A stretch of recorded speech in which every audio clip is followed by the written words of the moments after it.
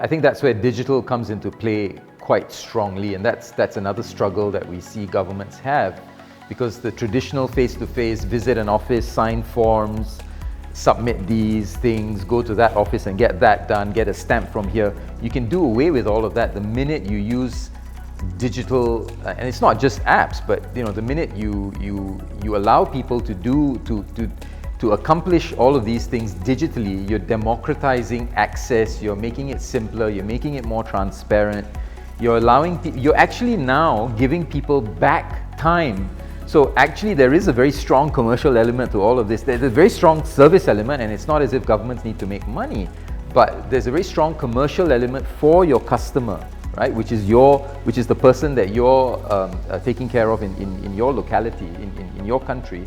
You're now giving them back time through the convenience, through the affordability, through the seamlessness of managing all that information that comes with life moments, for example.